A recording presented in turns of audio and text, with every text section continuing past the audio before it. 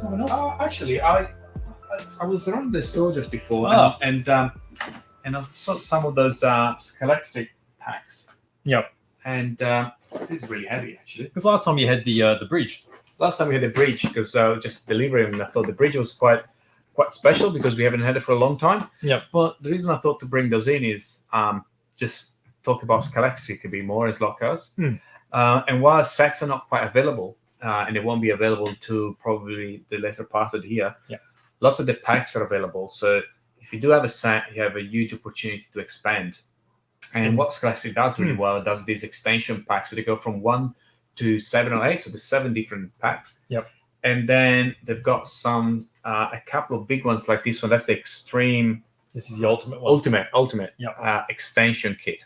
So that does come with so many things. There's a jump. There is a couple of chicanes and a hairpin, back corners, and so forth. So what you can do is, if you buy any Scalextric set, you can buy one of those packs and expand it. And on the back here, I'll jump on the other camera. Well, it makes it easier, doesn't it? Rather than trying to guess, the bits that you need, it all comes in the one pack. That's right. So in this case, if you have, a traditional, one of these traditional,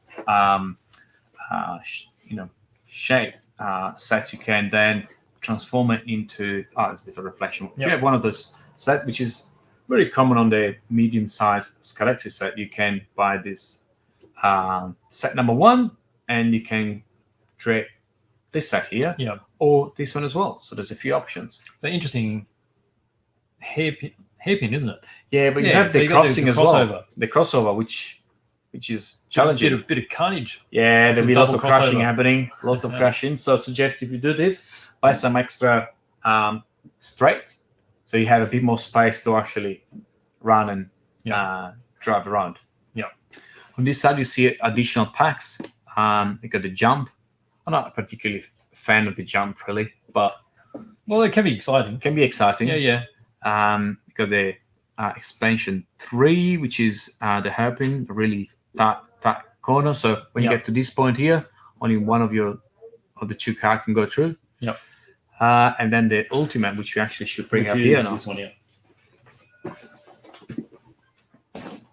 So that's the ultimate track there. That's huge. So this incorporates quite a few of those items. So you've got the squeeze here, and then you have the jump here, and it's all incorporated with a hairpin. So that's quite easy, just to fit and expand onto any track. And do come with a border.